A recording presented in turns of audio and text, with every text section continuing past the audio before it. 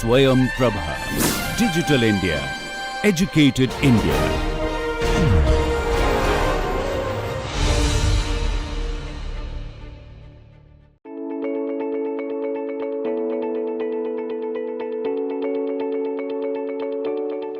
One thing that you should know about forces is there is some academic intent, motivation to talk a lot about forcing. So people can invent forcing schemes for Letters-Boseman, write a paper, and then they got their paper, right? And this is how a lot of these things come into being. And this leads a little bit to the implication that doing the forcing in Letters-Boseman is extremely difficult. Yes, maybe a little, but not as much as it is implied by this. So, talking about forces, we should potentially try to understand that there is now I have to make something up. So if you look at our asymptotic analysis,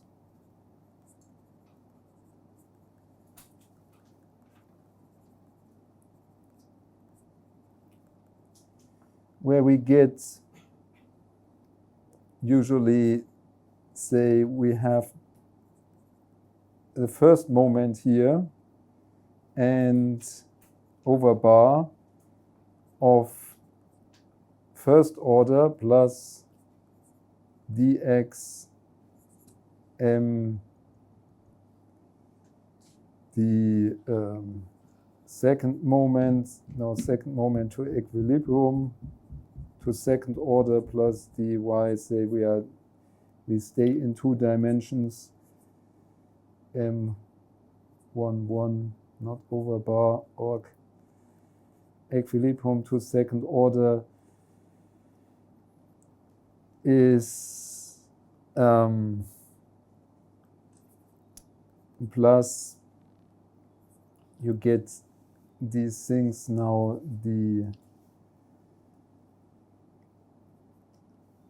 third moment equilibrium to first order, and this is probably 3 times this, and dy. Okay, I kind of forgot whether this is 1, 2, 1. Okay, so there are these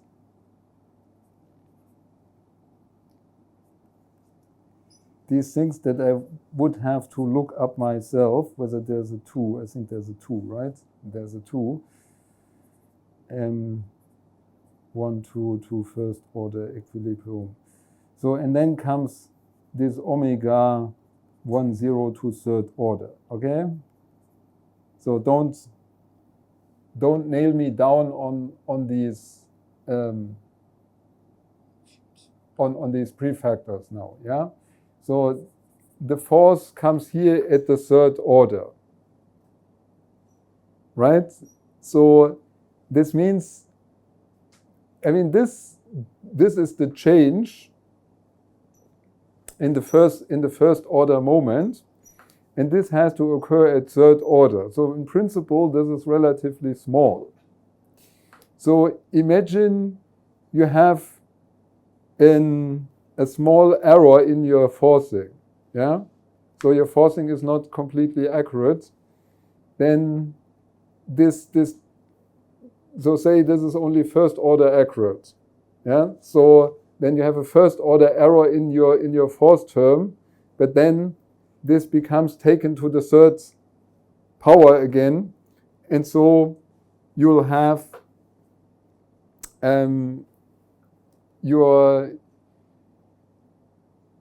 the error that you produce by using a slightly off force term will usually be small. For this reason, with all these different force terms that you have, it's actually very, very difficult to show that one is better than the other. Yeah? Because whatever force you put is already small, has already to be small. Yeah? And so the error that you do in the force also needs to be small, and then it is small again. So actually doing the very simple thing gives you almost the same result as doing something more complicated. Having that said this, there are cases where more accurate forces are important, and this is usually the case when you talk about some multi-phase models. Why is this the case in multi-phase models? So in multi-phase models, in particular in diffuse interface models, you have in a very, very thin bound interface where you have to put a very strong force. Yeah? And the interface actually becomes smaller. You make you're making the grid spacing smaller, also steeper. Which means that you are actually representing a singularity with a smoothed out version of with a smoothed out force. Yeah. And this singularity, because it's a singularity, it actually does not fulfill this asymptotic behavior. And in this case, the forces actually do not shrink with higher resolution, right? And there the forces are actually very strong. And there it actually makes a difference whether you use an inaccurate force or an accurate force. So if you do something simple like gravity, you basically don't care about the accuracy of your force. You can do something extremely stupid, it will do exactly the same, right? If you have a high density ratio multi-phase model where you need a force in the interface in order to approximate the to compensate for the errors in this interface, then it makes a difference. So then what should you do as a what should you do as a force? I mean, what is the problem with the force? So the problem with the force is that if you look, for example, at the equilibrium, and let's look at the moment M11, for example, right? 11, M11, for example, before collision, yeah, and for example also to second order, will have here the rho u v, all of this, so this would be to zero order to first order, minus 1 over omega, theta, right, 1 over omega theta dx v first order plus dy u first order. Okay, I'm making this up from my memory. I think there's a theta, yeah? I believe that there's a theta. So now, if your velocity is not accurate here, because this is the question, what would that be, right? So actually, this should be the average velocity. So the one that is in between the time step before and the time step after this, yeah? Which means that this u, for example, u average should be the sum of I f I j over I and j plus 1/2 the force in x direction. Yeah, this is. I mean, the force divided, say the force divided by rho. It should be the acceleration. Yeah. Okay, so this is also from 1 over rho, right? So this is what it should be. Now, And this is also what these things like goo forcing basically do. The problem usually is that most of these methods start from the pre-collision state, yeah, and take the velocity at the pre-collision state. Now, if you apply everything, the collision in, or you compute your equilibrium from the pre-collision state, then you have here so the wrong equilibrium. Yeah, so this here is the equilibrium. So you actually have the wrong equilibrium you are using. And then you can derive correction terms for having this wrong equilibrium and add this correction terms, and then there's then the goo forcing. Yeah? So one other way this can be understood, and maybe this is not the most efficient way to implement it, even though I think that the goo forcing, I mean, making this error and then adding a correction term is also not an efficient way of doing things. Yeah, but one way, one other way, at least you can think about these things, is by looking at strung splitting. And now you have to remember that the reason why numerical methods may not be second order in time is because they are not symmetric. And the thing with if you do it like Gu did it, using the pre-collision state, yeah, so you're obviously not symmetric because you're applying the collision without the force to the pre-collision state, so you need a correction. So one way to make forcing second order accurate is to make also the forcing symmetric. And even though this doesn't need to be done in particular this kind of way, you can think about it the following. So we talked about strung splitting. Strung splitting, and in strung splitting what we did is we keep the collision, and we do one half streaming before and after. And this is related to our picture here where we have delta x and delta t, yeah, and we have here our nodes, yeah, and say we have here our collision, and we have here in between we have the streaming. And you can now easily see we do half a streaming here and just half a streaming before that, and then again the collision, and then again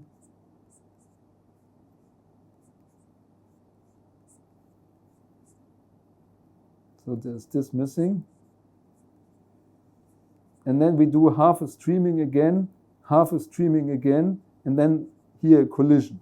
So of course, doing half a collision and doing half a collision is something that you don't do in practice, yeah? Because it is just moving halfway and then moving halfway again, yeah? So, but now if another operator comes on top of this, you can actually add this to this procedure in order to keep this symmetric. So what you can do is you can either put one half of the force before and one half of the force after, or you can actually say we do one half streaming, one half of the force, then we collide, one half of the force, and then we stream again. So this is again symmetric in space and time, right? No, it is, sorry.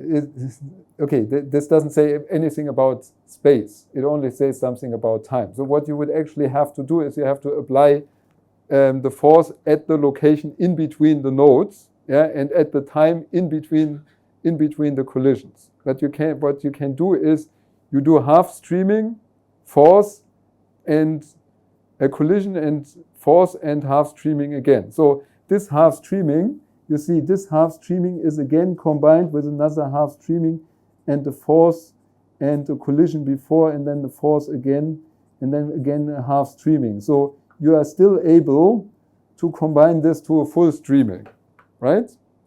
So now what you can do is you do a streaming, then you apply half the force, then you do the collision, then you apply half the force again, and then you do the rest of the streaming, and then you will be second order accurate in time, right?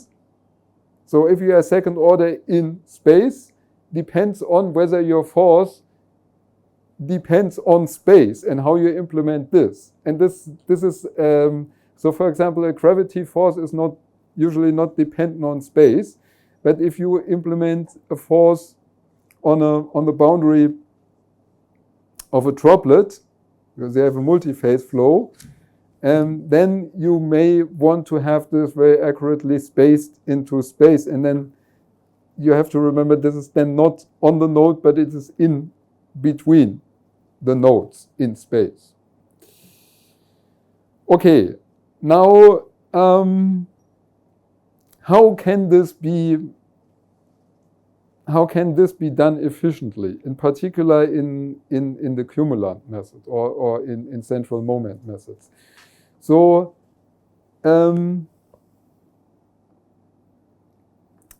what we do if we compute either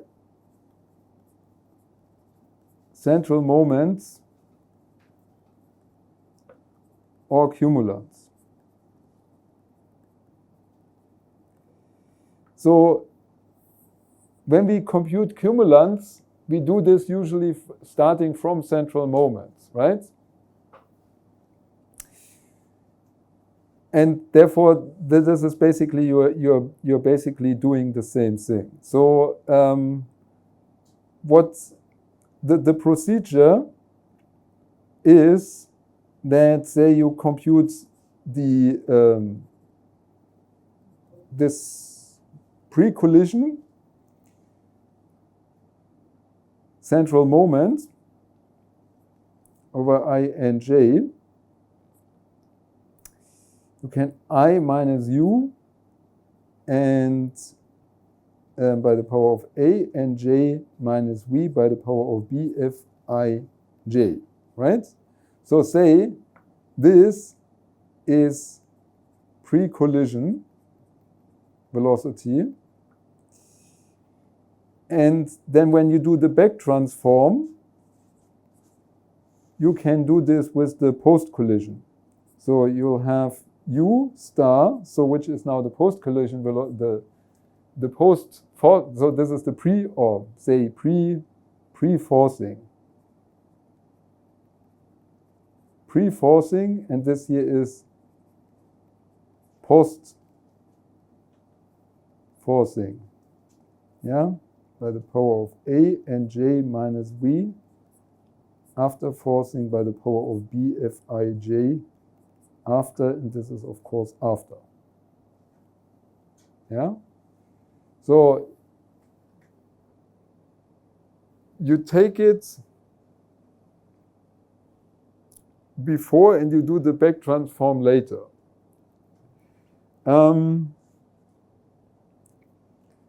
This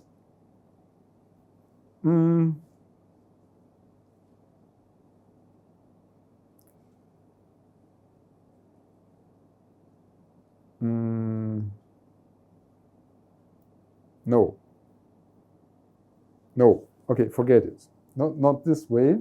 Okay, cut this. Please cut this from the recording.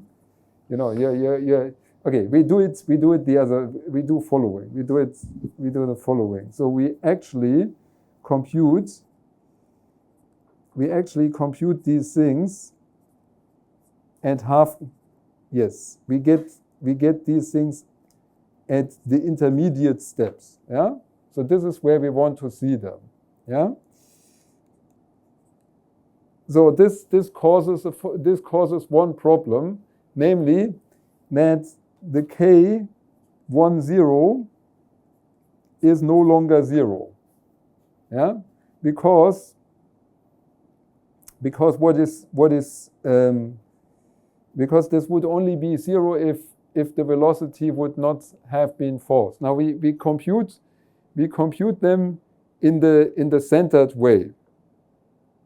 Yeah, but this Fij has not yet been forced. So what does this mean? We see that these guys, because they get forced, they are not 0, and they also have to change during the collision. So if we use U bar, the forward and the backward in the forward and the backward transform, yeah, they would not change the K10. Does this make any sense to you? So we do the same forward as backward transform, because both times we use the same U, which is the same velocity, which is the velocity at the collision time. Right? Then these things here actually have to change, and the way they have to change is that we say K10 after collision and by extension the streaming is minus K10. Yeah? And K02 after collision is minus K0, no, not 02, 01 is minus K01 before collision. So reason is because they were half the force away from the actual from their actual value. Yeah. So in order to get twice that, on top of it, we have to subtract their offset in order to get to the other side of this.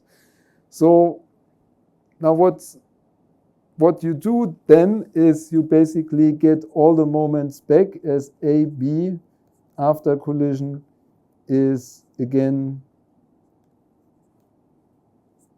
so you have this relationship, and you have to solve this for the Fij after collision, and the collision or forcing operator. So this is the forcing operator here. So this will give you something that is second order in time and should not produce here any first order stress. So I cannot guarantee you that this is the best solution for doing multi-phase flow. Yeah, but this is a pretty simple way to impose a force.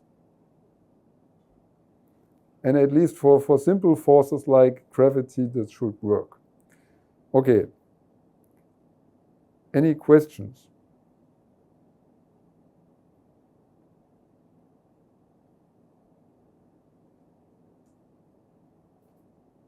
Did this help at least somewhat? Please, but please use the microphone.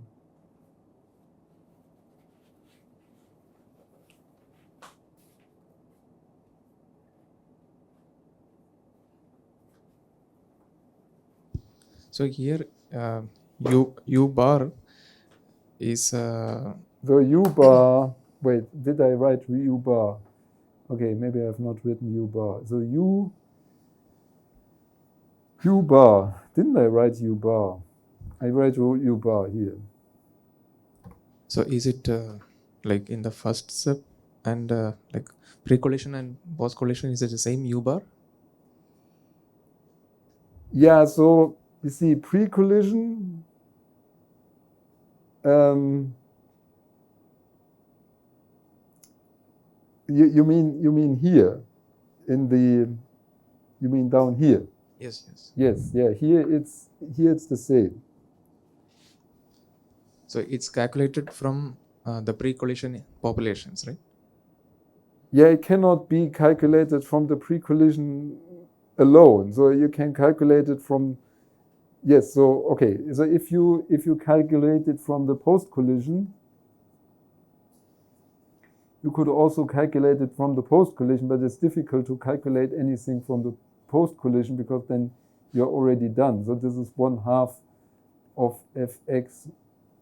So this would be, you know, the one is the one needs to be added half the force, the other needs to be subtracted half the force.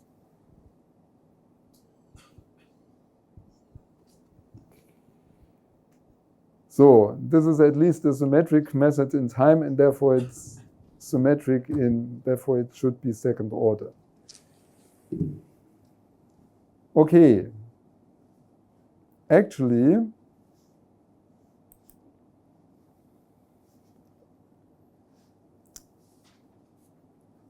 we were supposed now to talk again about virtual fluids. And in that, an example where we use grid refinement. So obviously, Lattice-Boltzmann virtual fluid uses grid refinement of the type that I've been explaining today. It also can use force of the kind that I was explaining a few minutes ago, where we simply, in the transformation, said the use the half-forced transformation in the central moments. So the example we want to look at is basically this one here, where we have a cylinder, and we have domain that looks like this. So actually this is a common benchmark by Turek, yeah, where we study the flow around the cylinder, usually at Reynolds number 20, so it's pretty low. This morning I set it to 2000, and then I let it run for a few minutes and recognized that the velocity was low. So this is now just so starting to do something, yeah. So of course we would have to wait a little longer. Let me see whether I start the simulation here, but waiting for the simulation is because I use a lot of grids. Here maybe a little bit tedious. So let's just have a look. This example is not yet in the distribution. I complained to my colleagues that there is nothing where we actually read a VTK file. Yeah, all of these things were just using normal, primitive shapes. So virtual fluids can use a few primitive shapes like cylinders and spheres and boxes, and so on. They can be generated, but they can also use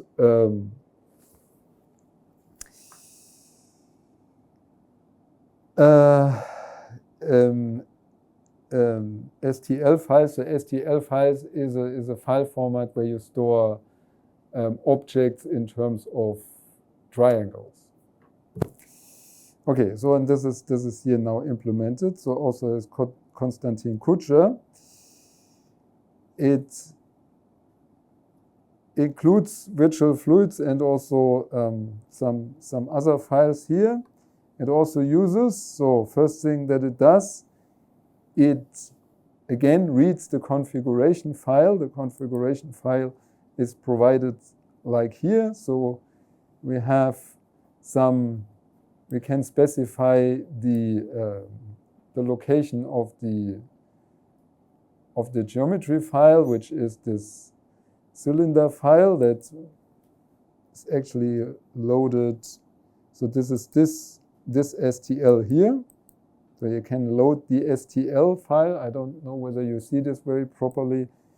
Also into ParaView. So this has been specified here, and then there's an output. And again, you can specify the threads. Now I put it to 8 because apparently I have 8 cores, not 4, I don't know. We specify the block size. So this is a bit, block sizes don't need to be squares. Yeah, so this has 26 times 42 times 42. Then originally the velocity was set to 0.001. If you want to have a good result, you should use small Mach number. Yeah, so this is actually required to get good converted result that conforms with literature. I put it a little bit higher, yeah, in order to get it, get a quicker result. So yes, so this is something I'm not going to talk about now. There is the possibility that you set this to false and reload, from a previous simulation, but then the previous simulation has to dump everything and in order to continue. Okay, then what we can also do is we can add more observers to the kernel, which we'll see, that calculate for here the CP value or something. Yeah, so they measure forces on a body and do this during the simulation and then giving an output. Okay, and then the time steps, and here is NUPS steps. This is when they will compute the NUPS, so the node updates per second. Okay, so this is our configuration file. We can read these things. We always need an MPI communicator, and the root MPI process is doing all the writings out. Yeah, so that we don't do this twice. So then some of the coefficients here are defined directly here.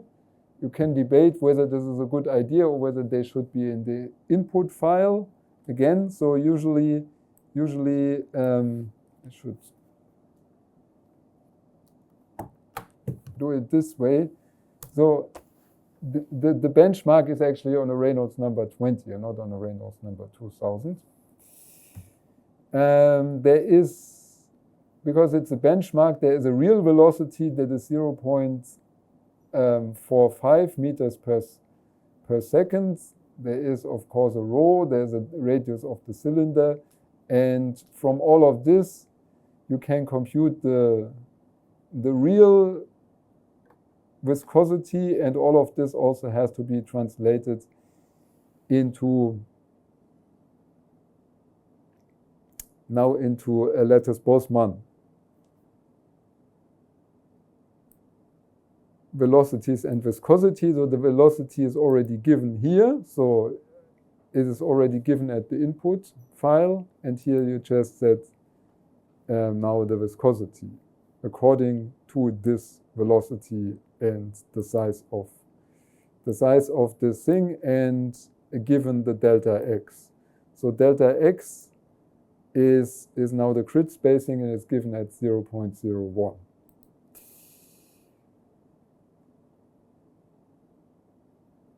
And yes, so there's actually built-in unit conversion already to turn this into these units.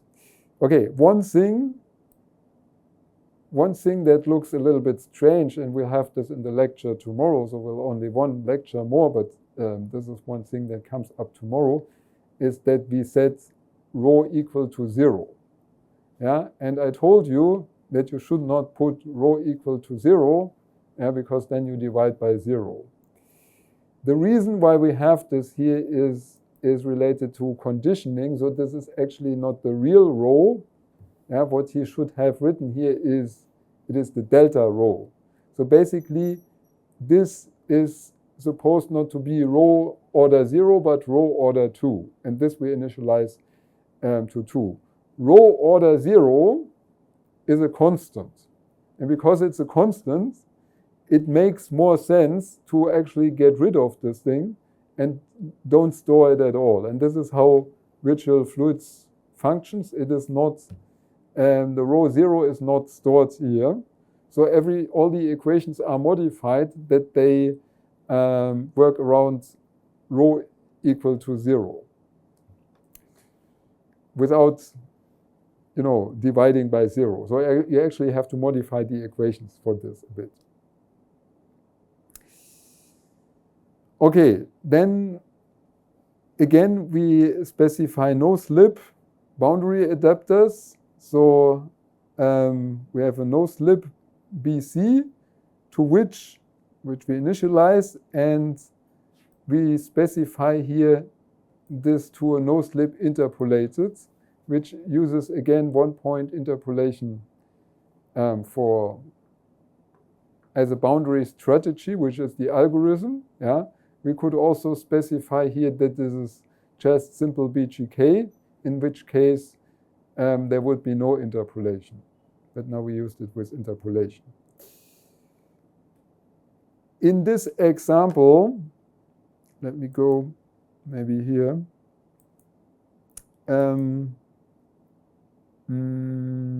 Surface. No, wait. Slice surface. Okay. So what you see as input here is actually not a constant inflow, but a parabolic inflow. This is how this benchmark is defined. Now, as I told you yesterday, we sometimes have to implement these parabolic profiles or other given profiles, and this we can do by using this function parser. So we generate here an object for this function, which we often call FCT. And for this, we have to specify the expression. And in this expression, we have here the velocity, and we have the velocity, the height of the channel, and we have some coordinates here. So the velocity and the height of the channel, they have to be given. So we have to define these as constants. I think this is similar to how you would do things in SymPy, for example, right? Yeah. So you have to specify what is U. So U is ULB and H is H. H is the height here of the channel, and then this function here will be applied. And inside this function, there are already these coordinates. So these don't need to be specified because they are automatically specified. So you want.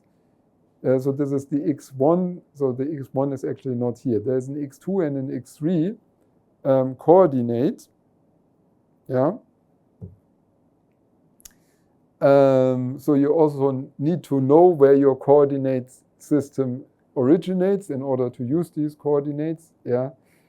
And then you can specify this function. This is again given a velocity, and this velocity is in x direction. So as I told you, this is a scalar. You can also specify a vector, but now since it's a scalar, we have to tell the boundary condition in which direction the scalar applies. And this we do by setting the x value to true and the others to false. We give this as a function, and we say that this starts applied from time step 0 and runs to infinity. So, and then we set this, the algorithm to velocity interpolated. So we actually can have off-grid velocity boundary conditions. This is not important here, but it may be important if you have, for example, a turning wheel or something, yeah, that you want to use. So, on the outflow, we use a kind of pressure boundary condition which is different from the anti-bounce back that we have discussed here. So this is a pressure boundary condition using the non-equilibrium part. I'm not going to explain this, so there are different boundary conditions obviously implemented here. Then again, we use the K17 compressible Navier-Stokes equation, and we have to set the data structure for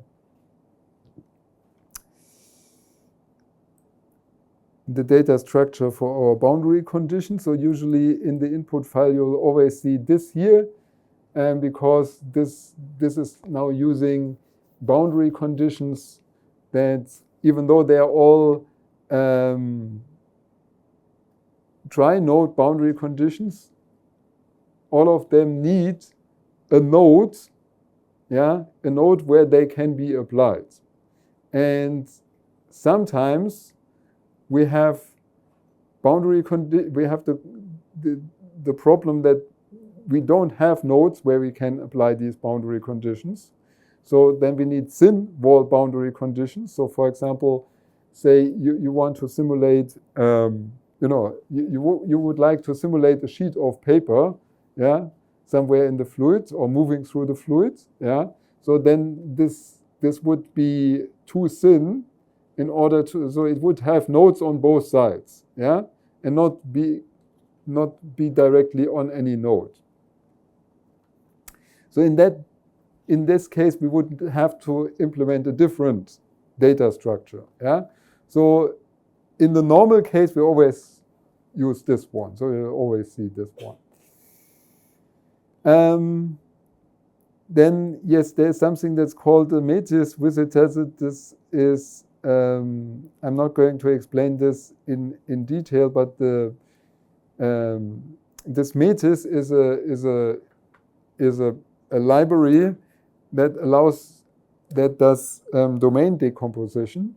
So this is now not important for us when we run this on our desktop or laptop, but if you do this on a distributed systems where you have many MPI processes on different computers, then the domain has to be split up. And in not doing this by hand, we have here a library included, yeah, that does this for us. And when we have this distributed system, by the way, this also means we're writing out distributed files.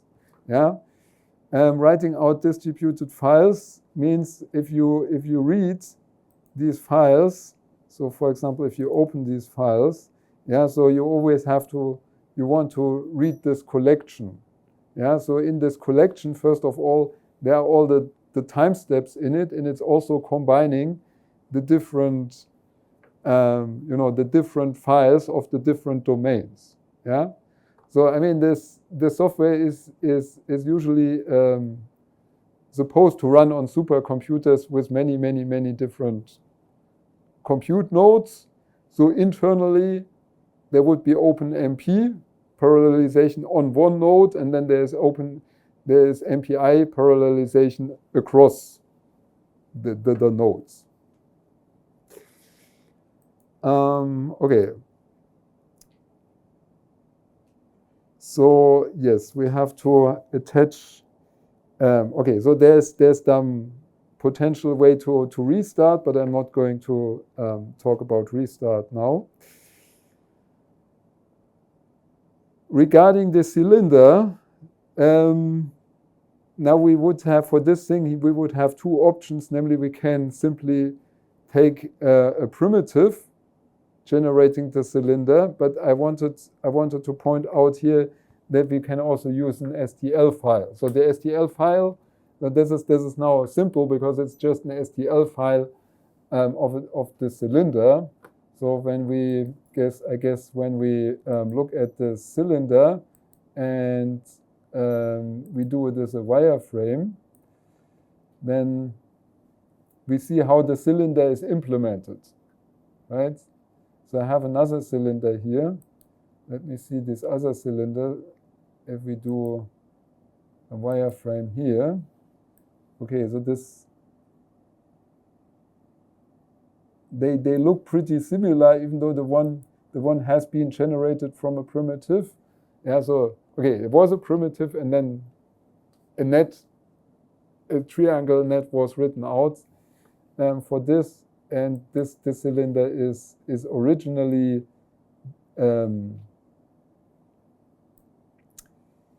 this is originally in STL. So actually this cylinder is not necessarily smooth. It is only as smooth as this triangle mesh is. Yeah, it's not really curved, right? But this is due to the actually, if you want to have really good resolution for your boundary layer, you should use primitives, because primitives actually have curved surfaces. Yeah. So for example, when we want to simulate this track crisis on the sphere that I've now shown twice, then it's actually important to use a primitive sphere instead of a STL of a sphere, because the STL does not give you a smooth surface, and this disturbs the boundary layer, and you actually get the wrong result. Unless, of course, you use a very, very, very high resolution sphere, yeah, which then takes a lot of time to actually discretize. Right. So now I've commented this out. We could simply generate the cylinder like this. And the other way of doing is generating the cylinder and then saying the cylinder should be read from the mesh from STL binary file. There is this STL file. The false means remove redundant nodes. So this is now not done.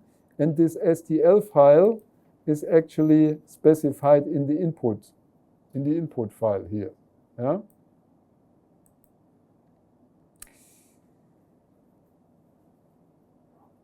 So okay, so they are read and discretized, and then there is the no slip adapter is added to this. So the no slip adapter that we have specified before, yeah, set boundary strategy, so it uses interpolated bounce back.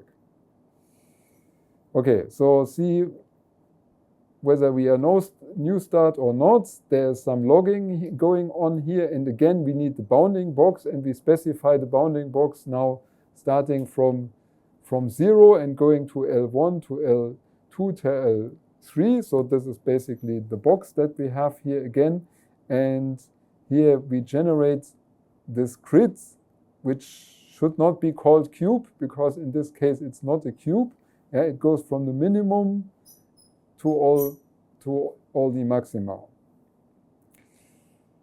And the blocks, as we have said here, so the block nx, the size of the block, is also specified here and is now used to set the block dimensions as block nx1, nx2, and nx3.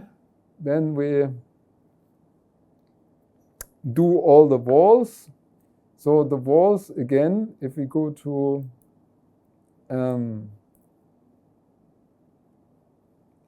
if we open the files, go once up, there is geometry, and the geometry, for example, let's see, here's an add wall set max. Set max would be that here. So you see, this is a boundary for this. For this is our mesh here. Let's put this boundary here in wireframe.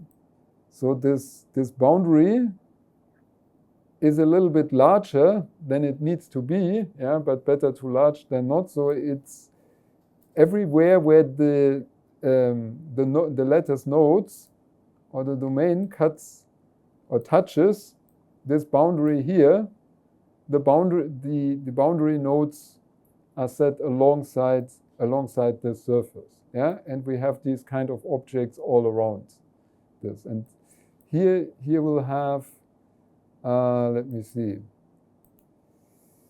Right, so there's simply walls. There's simply walls to all these sides and a velocity boundary condition in the inflow and velocity and pressure to the outflow. So for example, Z min is attached. Okay, so it's first generated and then it's attached here, the no slip boundary for this 4 walls around it, and the one at the inflow, which also has been generated, I think. No, it's not. It has not been generated. So it's generated. So where is it? Inflow. Yeah, it's here. Inflow. Yeah. So the object for inflow.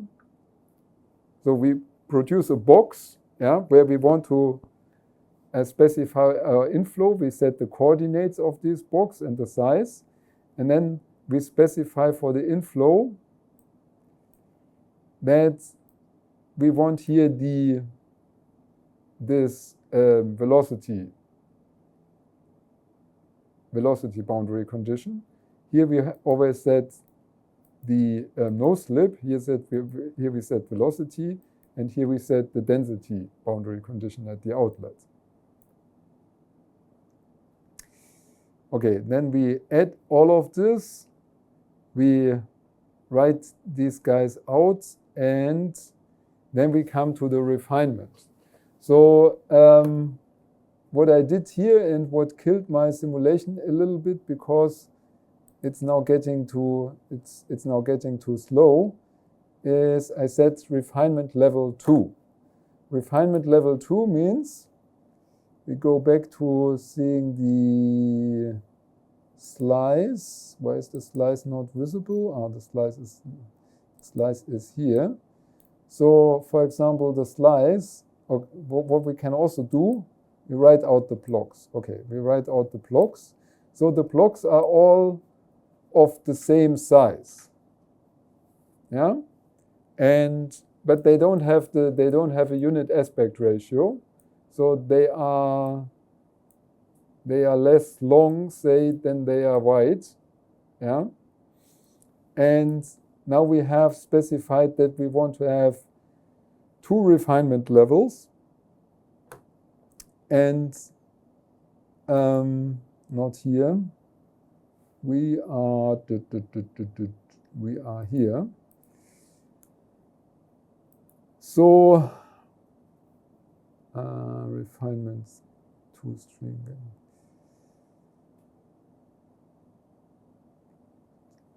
So we specify that let me see, we specify a geometry for this. Kernel block visitor unified. So let me see, I have to go again to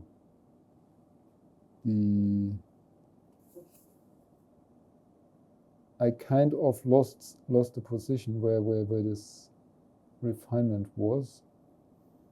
Helper, set blocks, geo, restart, set connectors, interpolator.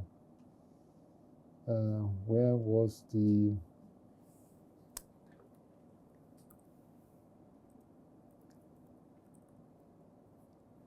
Okay, let me see where we specify cylinder, cylinder. Cylinder, too many cylinders in it. Refinement cylinder, okay. Yes, so we have to specify where we want to refine. And this, in this particular case, is done through what we call here the refinement cylinder. And this refinement cylinder is a structure that we've now put around this. So this does not necessarily have to look the same way here, and there's always a relatively large halo around this, yeah, because it cuts into these different blocks. And it will surround, so first of all, it will refine this surrounding area here. So we always leave enough space that there is transition between them. This is why you see here a relatively large space in between this, and why you actually don't see. So this now came out all like, you know, even though we refine a cylinder, yeah, it all came out like a rectangle, because we have this halo that we put around this, yeah. So we use this cylinder as specifying where we want to have the refinement. So for example, if you, rather than wanting to refine exactly only the boundary layer, but you're interested in the wake, you would, for example, use a geometry here on this side, saying that you also want to refine this area around here. But this has not been done here. We just refine in the boundary layer. So this specifies the size of this thing. This has been done here, and further up, and somewhere we call the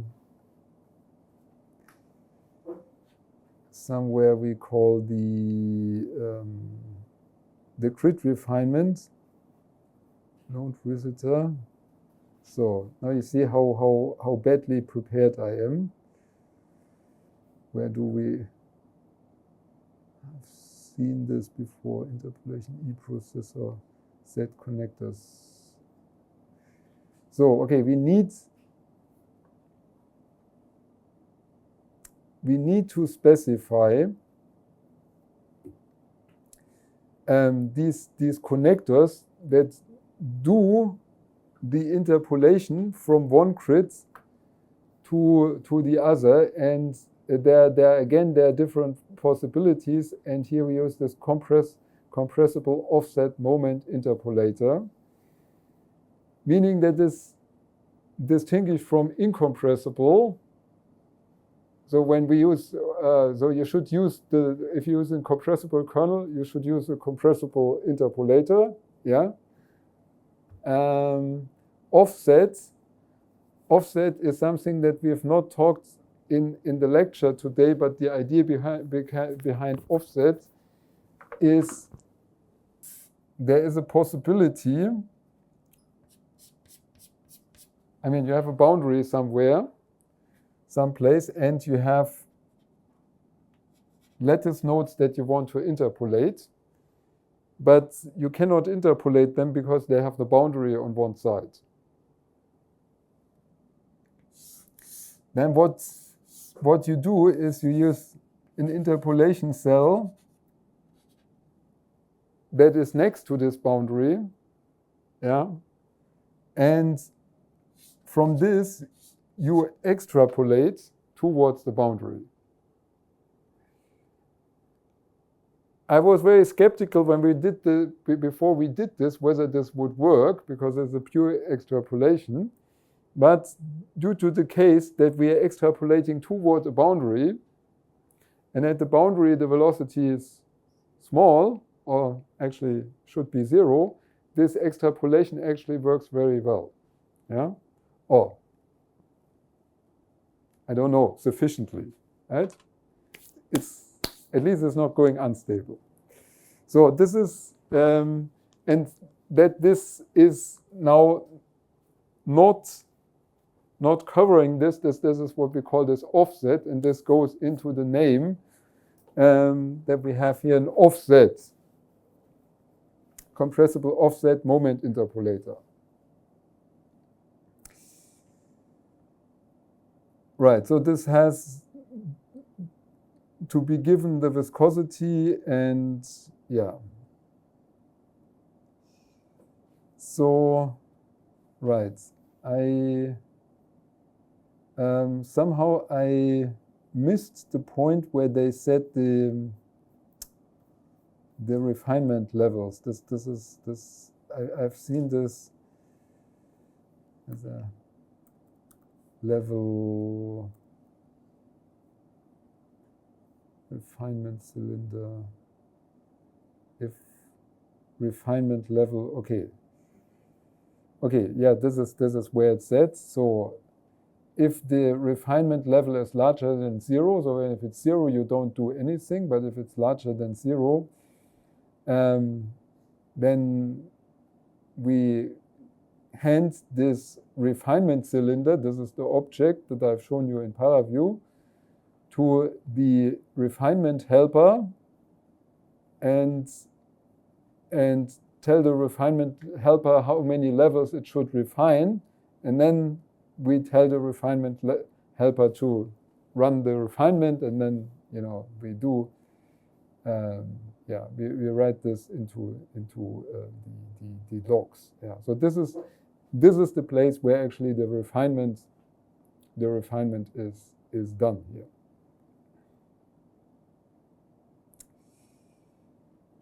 Okay, and then there is also in this particular case, we also want to measure the forces. The forces is,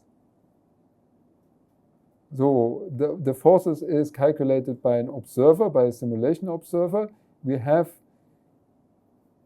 again the right macroscopic quantity simulation observer. This is what you usually do. This is, you're writing out your Paraview files. So these are the macroscopic quantities. They are put into an observer, and the observer is added to the simulation. And in addition to this, now we also want to have to calculate the forces on this particular object. So we have a calculate force simulation observer. This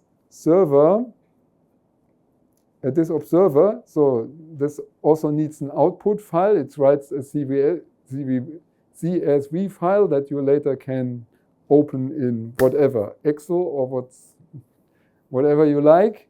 Yeah. This, because it calculates the forces, it needs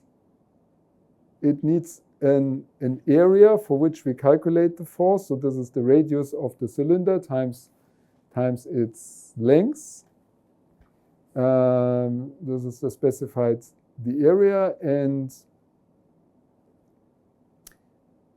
and also this is a scaling for the velocity such that you actually get the CP value out. Yeah, if you want to calculate the CP value, you have to divide by 4 times. I mean, by potentially this value and the force and the area.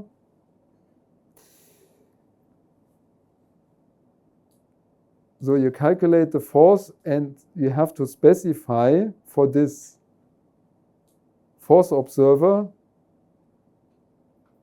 where it calculates the force, and for this we add the object, and the object is the cylinder. Yeah, so it will now calculate the force on that cylinder. Okay, and then usually they need to be set to the specific time steps that where we want to have this output. So, and as I said previously, we generate the simulation, and to the simulation we add this different observers. So one observer is the performance observer, yeah, that calculates the number of lattice node updates per second. Yeah, so this is not always done necessarily. If you don't want to know this every time, you don't need to have to add this observer. Here we add the force observer. This is something that was, for example, yesterday we didn't do this. And we add the output observer, so the right macroscopic quantities, and also the restart observer is also an observer. So this will be triggered usually only at either very far away, at specific time steps, or at the end of the simulation. Yeah, this will be triggered and write out the entire information so that we can restart the file. Okay, now yes, and this is then the rest is, I think, the usual part. Okay, now we can specify to run this, for example, a little longer. I don't know. Let's save this. Now I've turned this again to run for a Reynolds number of 20.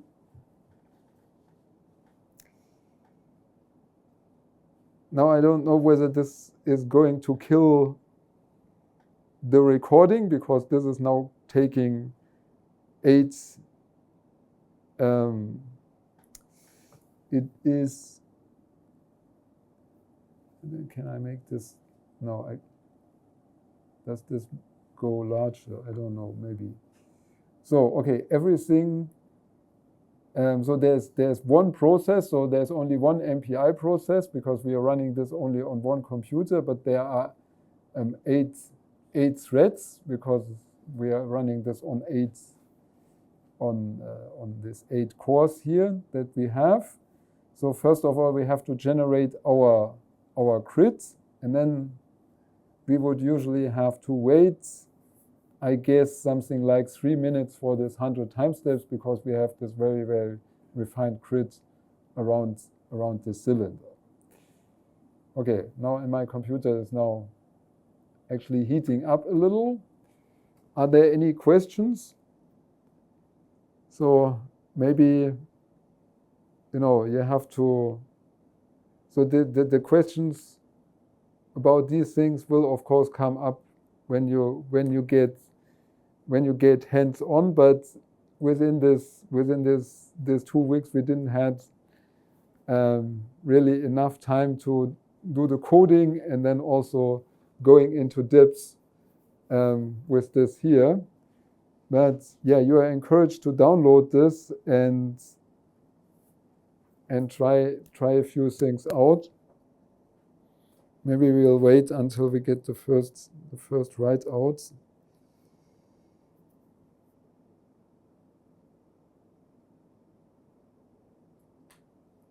Well, I think usually it should take some 3 minutes, but since now Zoom is working in the background, it will be potentially much slower. Okay, we can have a look here. So it's taking up 1.3 gigabytes, I guess, in memory.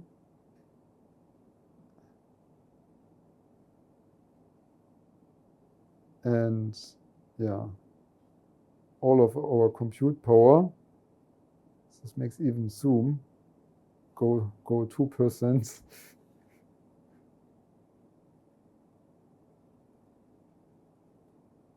$17. Okay. So we have 8 million node updates per second in this. The number of updates goes down when we have more refinement levels, because the interpolation also does a lot of work, right? Now we have One thread here has 1 million node updates per second in this case. Now we've written out, we've basically overwritten the first time step. So let me go to the beginning and see what we can see here. So this is, let me remove the refinement cylinder and let me remove the block grids. And yes, so here you go. Maybe we put this other cylinder to surface. Yes, so, oops. Now this is after the first 100 time step. Again, we are at very low Reynolds number 20. So we are using absolute overkill here with 2 levels of grid refinement. This would work without the grid refinement, but this here for demonstration. Okay, now this is, let me see, how long did we take? 20 minutes. So it was something like 2.5 minutes. 2.5 minutes until we get the next time step written out. Yeah, and maybe we'll just look at this because this is not so far away. I mean, one thing that you have to know, we have this 100 time steps. These are the 100 time steps on the coarse grid, right? So we have acoustic scaling here. So when we have 100 time steps here, we do 200 time steps here, and we do 400 time steps on this grid. So this is very different from what is usually done in control volume methods, where you have one global time step for everything. So the good thing here is that actually in the coarse grid you don't need to have such a fine time step. In a control volume method, your time step is always defined by the smallest element that you have. Yeah? So this is a kind of an advantage that we have here, that the time step on the coarse grid is never defined by the time step on the small grid. That this can always be avoided. What you also see here is what we were discussing before, is this overlap region in the grid. Let me go try to remove this. So you see, this is exactly what I've drawn before. Yeah, so we have this node being recovered from this cell, and these 4 nodes being recovered from this cell surrounding it, and then there is the small overlap.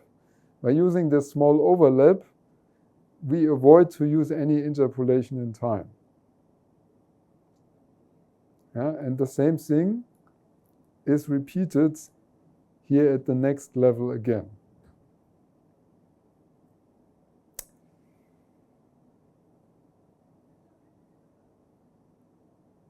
So we may have 32.6, so we would have another minute before we get to the last time step, and if then there is no more questions, then we see on the program tomorrow. So tomorrow I am talking about a few more practical things on implementation. Yeah, so what you have to actually watch out for in order to get this efficiently and accurately implemented. And because we have only one session tomorrow, I see that we are scheduled to start at 9 o'clock, right? So tomorrow we'll start from 9 o'clock. We have now gotten the third time step here. So let's just go to the third time step and maybe looking at this in surface again. No, wait, this is the wrong surface. So we've now seen at a very high resolution, very low Reynolds number flow. This is usually not what you do, right? So this was after 100 time steps, 200 time steps, and 300 time steps. And we would have to wait a little longer to see the to see this to come.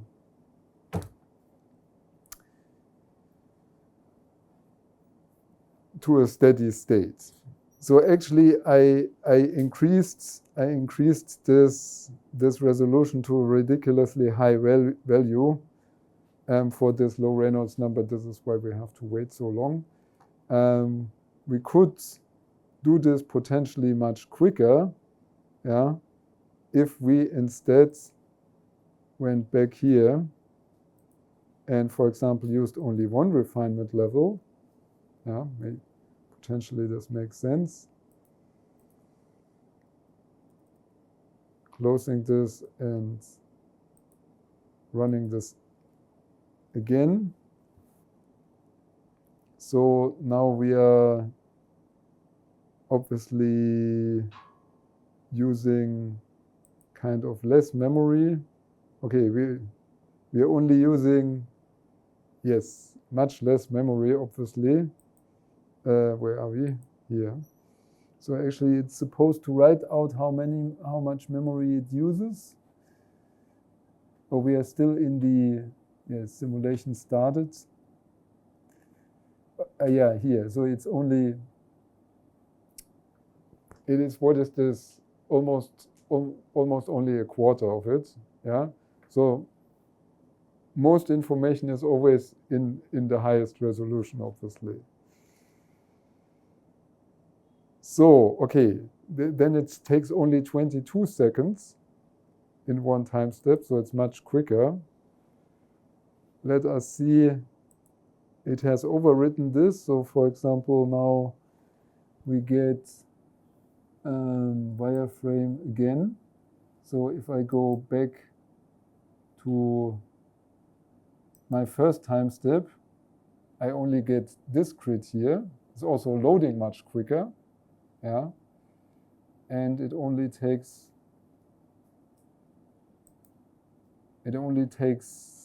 26 seconds now. So I can go already to the next time step. The quality of the solution will be as good as this because we were overdoing it completely. We see time step 3. So this is where we previously had to wait, like, what was it, 10 minutes or almost. Okay,